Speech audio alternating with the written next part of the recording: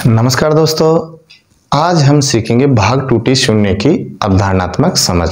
कई बार जब हम भाग करते हैं तो कई बार हम लगाते हैं कि भाग टूटे की जीरो। तो सबसे पहले हम ये जानेंगे भाग टूटे की जीरो होती क्या है और ये भाग टूटे की जीरो कब लगती है। ठीक है, तो स्टार्ट करते हैं। आप अपनी स्क्रीन पर देख पा रहे होंगे कि 315 भाग 3, यहाँ पर 315 में हमें 3 का भाग लगाना है। तो ये भाग मैं बराबर बराबर बांट कर करूँगा। 315 है, 315 के हम नोट बनाते हैं। पहले इकाई, दहाई, सैकड़ा, 100 के नोट कितने हैं इसमें? 3, 1, 2 और 3। 10 का नोट कितना है? 1 और 1 1 कितने? 5।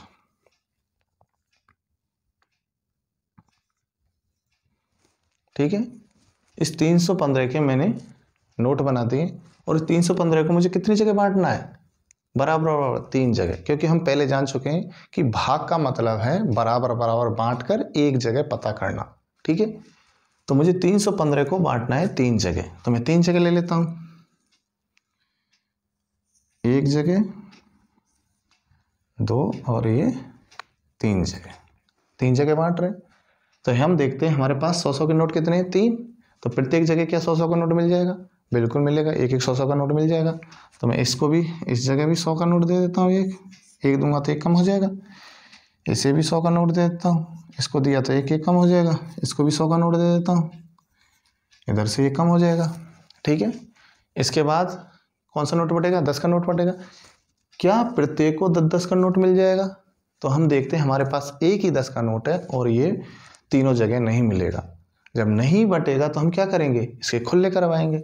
जब 10 के नोट को खुले करवाएंगे तो 1 1 कम आएगा और 10 की जगह 10 1 1 के 10 नोट मिल जाएंगे। 1 2 3 4 5 6 7 8 9 और 10। इस 10 के नोट को हमने करवा दिया खुला। ये नोट बटा नहीं बिल्कुल, और इसके हमने क्या कर दिए? खुले करवा दिए। तो 10 तो ये हो गए और पहले से हमारे पास 5, तो हमारे पास 1 1 के नोट हो गए 15। अब इन 15 1 1 के नोटों को हमको 3 जगह बांटना है। तो सबसे पहले अगर हम देखेंगे क्या 1 1 का नोट बांटेंगे, तीनों जगह 1 1 नोट बांटेंगे तो 3 बटेंगे, 2 2 बांटेंगे तो 6, 3 3 बांटेंगे तो 9, 4 4 बांटेंगे तो 12 नोट बचेंगे और 5 5 नोट बांटेंगे तो 15 के 15 नोट बटे जाएंगे। तो हमें प्रत्येक जगह कितने कितने नोट बांटने? 5 5 नोट बांटने हैं। तो इसको भी कितना नोट मिलेगा? 1 1 के 5, 1 2 3 4 और 5। तो 5 नोट कट जाएंगे, 1 2 3 4 और 5। इसको भी 5 मिलेंगे, 1 2 3 4 और 5। फिर से 5, 1 2 3 4 और 5। इसको भी 5 मिलेंगे, 1 2 3 4 5, 1 2 3 4 5। इस तरीके से पूरे नोट वितरित हो जाएंगे और हम देखते हैं कि प्रत्येक को कितना कितना मिलेगा। तो यहाँ पर सैकड़ा, दहाई और इकाई, सैकड़ा, दहाई और इकाई, सैकड़ा, दहाई और इकाई। 100 के कितने नोट है? 1। 10 के नोट क्या किसी को मिले? नहीं, तो उसकी जगह क्या आएगा? 0। 1 1 के कितने? 5। उसी तरीके से 100 का एक नोट, 10 का नोट किसी को नहीं मिला और ये 5। 100 का एक नोट है, 10 का किसी को नहीं मिला, 5।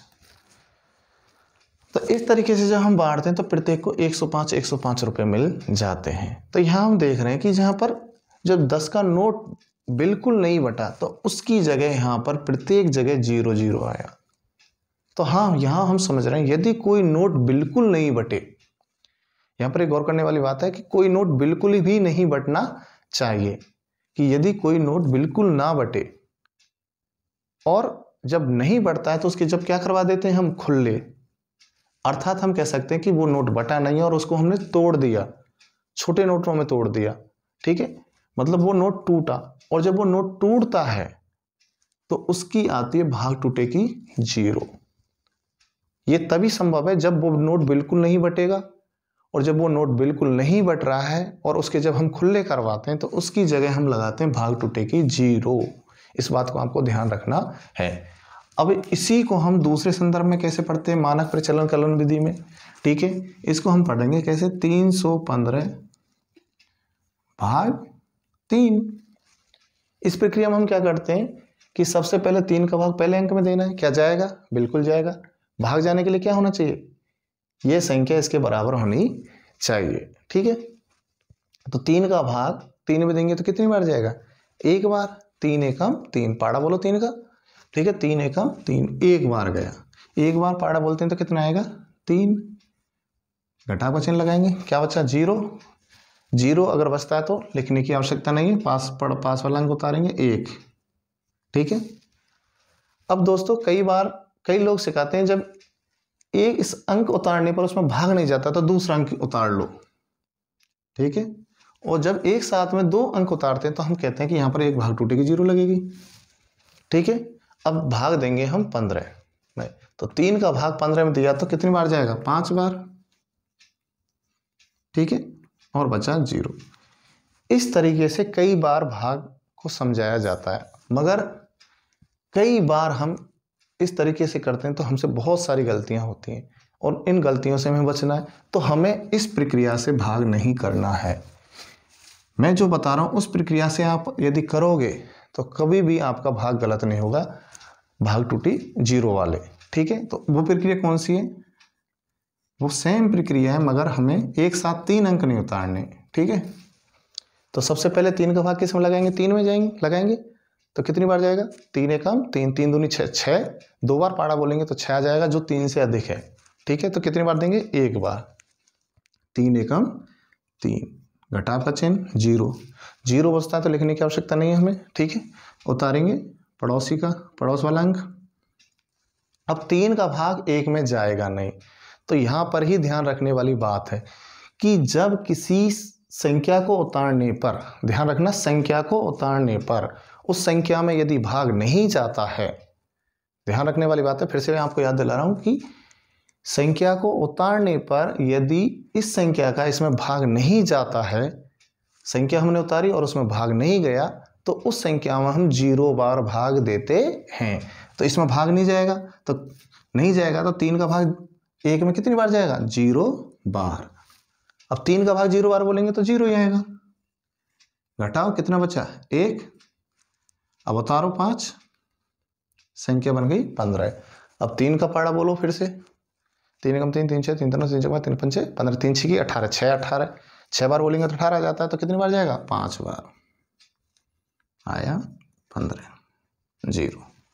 तो इस प्रक्रिया से यदि हम करेंगे तो कभी भी आपकी गलती भाग टूटी की श्रेणियों में नहीं होगी।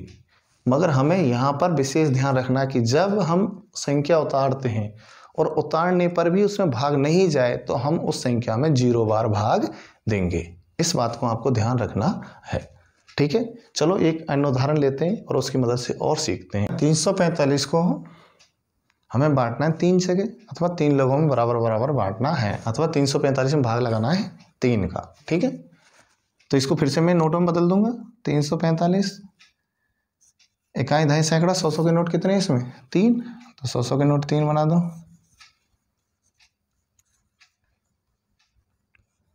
10 के नोट कितने? 4। 1 2 3 और 4। 1 के नोट कितने? 5। 1 2 3 4 और 5।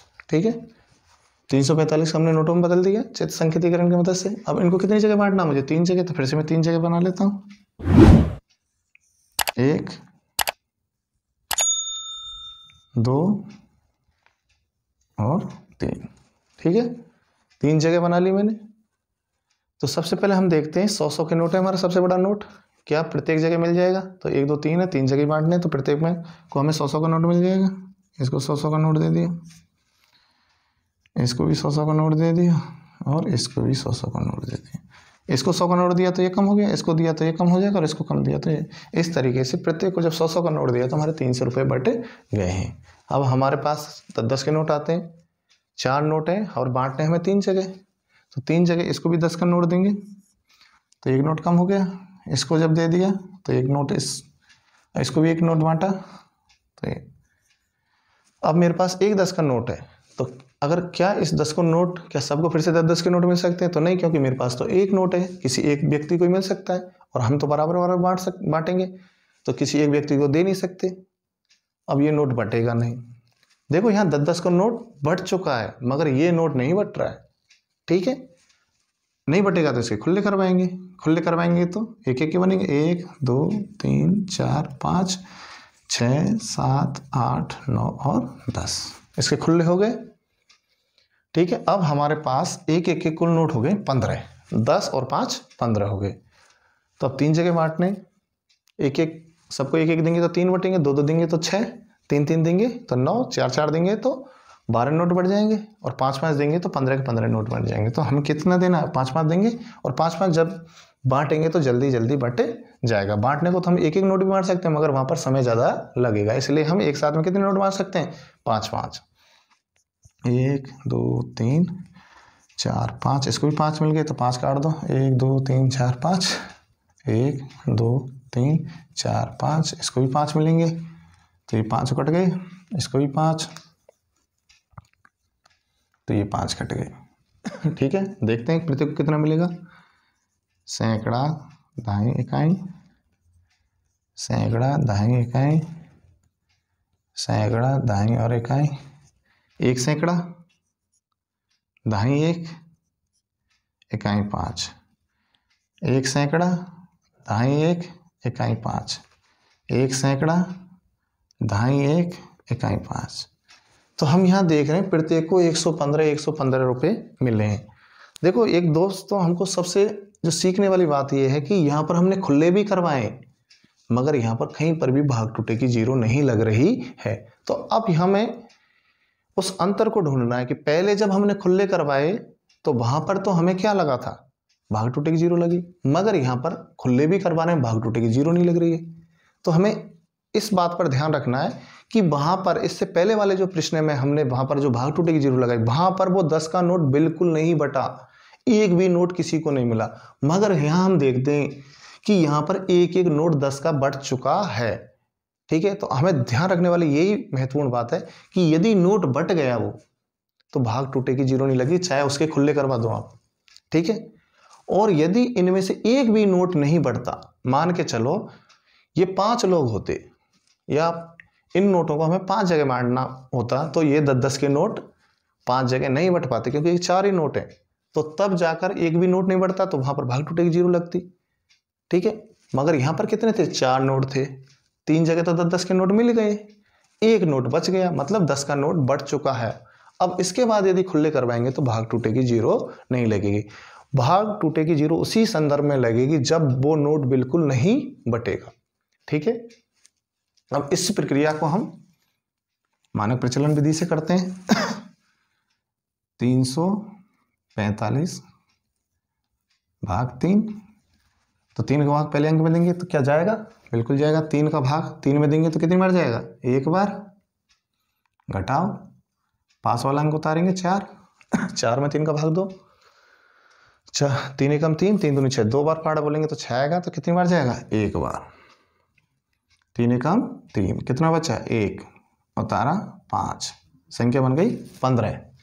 3 का भाग 15 में लगाओ, 3 एकम 3, 3 6 3 3 9 3 6 3 5 3 6 18, 6 बार देंगे तो 18 ज्यादा हो जाएगा, तो कितनी बार देंगे, 5 बार। 0।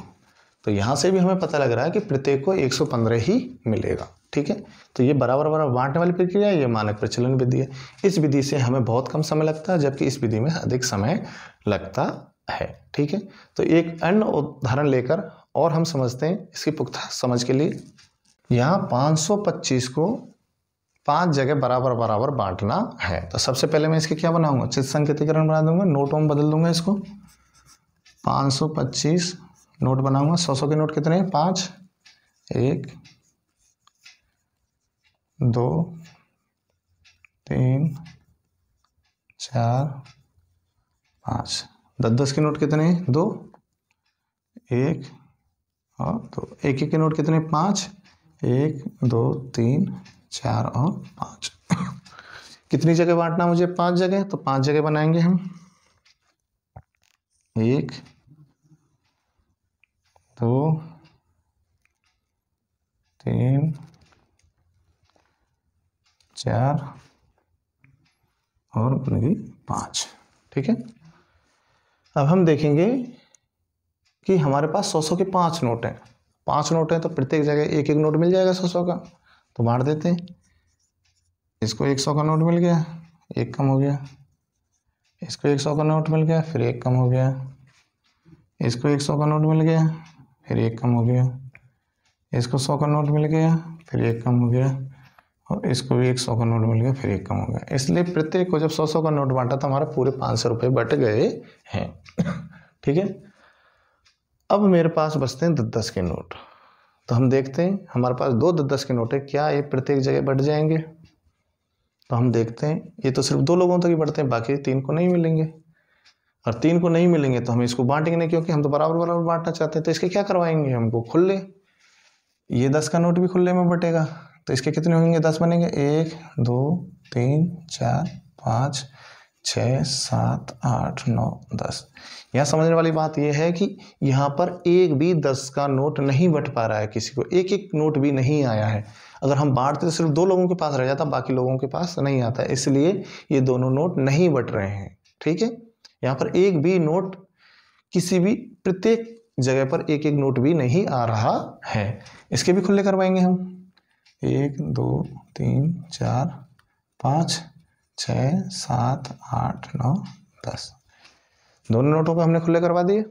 ठीक है, अब हमारे पास बन गए एक एक के नोट 10 और 10 20 और 5 25। 25 नोट बन गए। ठीक है, यहाँ पर 10 का नोट बिल्कुल नहीं बटा है। अब बिल्कुल नहीं बटा है, ठीक है, तो यहाँ पर नहीं बटेगा तो क्या आएगा? भाग टूटेगी 0, क्योंकि ये नोट बिल्कुल नहीं बटा है और इसके खुले करवाने मतलब इसको तोड़ा गया है इस नोट को खुल्लों में, तो इसलिए यहाँ पर आएगी भाग टूटेगी 0। ठीक है, नोट तो इससे पहले वाले उदाहरण में भी हमने तोड़ा था, मगर वो नोट बढ़ चुका था प्रत्येक स्थान पर, इसलिए वहां भाग टूटेगी 0 नहीं आई थी। ठीक है, तो करते हैं एक एक के नोटों को भी बांटते हैं। तो यहाँ पर 25 नोट होते हैं। अगर एक एक प्रत्येक को एक एक नोट देंगे तो 5 बटेंगे, 2 2 देंगे तो 10 नोट बढ़ जाएंगे, 3 3 अगर दिए हमने एक एक के नोट तो 15, 4 4 अगर 500 जगह देंगे तो 20 नोट बढ़ जाएंगे, और 5 5 नोट एक एक के दिए तो हमारे 25 के 25 नोट बढ़ जाएंगे। तो प्रत्येक को हम कितने देते हैं? 5 5। इसको 1 2 3 और 5, तो ये 5 खत्म। 1 2 3 4 और 5, ये 5 खत्म। 1 2 3 4 और 5, ये 5 खत्म। 1 2 3 4 और 5, ये 5 खत्म। 1 2 3 4, ये 5 खत्म। इस तरीके से सारे के सारे नोट बढ़ गए। अब पता करेंगे प्रत्येक को कितना मिला, तो लिख दें सैकड़ा दाई इकाई, सैकड़ा दाई इकाई, सैकड़ा दाई इकाई, सैकड़ा दाई इकाई, सैकड़ा दाई और इकाई। ठीक है, कितना सैकड़ा मिला, कितना 100 के नोट मिला? 1। 10 का मिला नहीं, 0, एक एक के मिले 5। ऐसे यहाँ पर 1 0 5, इस तरीके से इसको भी इतना। तो यहाँ पर भाग टूटेगी 0 लग रही है, और वो 0 इसलिए लगी क्योंकि यहाँ पर 10 का नोट बिल्कुल नहीं बटा है, उसके खुले करवाए हमने। ठीक है, अगर यहाँ पर प्रत्येक को एक एक भी 10 का नोट आता है तो यहाँ पर भाग टूटेगी 0 नहीं लगती। ठीक है, अब इसको अगर हम मानक प्रचलन में करेंगे तो किस तरीके से करेंगे? 525, और इसमें भाग लगाना मुझे 5 का, तो सबसे पहले 5 का भाग देंगे, 5 में जाएगा, कितनी बार जाएगा पड़ा? 5 से कम, 5 5 10, 2 बार जा नहीं सकता, तो एक बार। 5 से कम 5 उतारा, भाग 5 में से 5 घटाएंगे तो क्या आएगा? 0, उतारा 2। अब 2 संख्या मैंने उतार ली और 2 में भाग नहीं जा रहा, तो मैंने पहले आपको बताया यदि संख्या हम उतारते हैं और उसमें भाग नहीं जाता है तो हम कितनी बार भाग देना? 0 बार। 0 बार भाग दिया, और 0 बार भाग देंगे तो इसके नीचे क्या आएगा? 0। घटाएंगे तो कितना बचेगा? 2, उतारा अंक 5, घटाने के बाद अंक उतारते हैं, संख्या बन गई 25। अब 5 का पार्ट इतनी बार बोलो कि 25 आ जाए, तो 5 1 5 5 10 5 15 5 20 50 25 5 31, 6 बार बोलेंगे 30 आएगा, 5 बार बोलेंगे तो 25, तो कितनी बार जाएगा? 5 बार। ये आ गया हमारा 25। ठीक है, तो इस तरीके से हम कर सकते हैं। ये बहुत ही आसान तरीका है। आपको समझ आ गया होगा कि भाग टूटेगी शून्य क्या होती है और ये क्यों लगती है।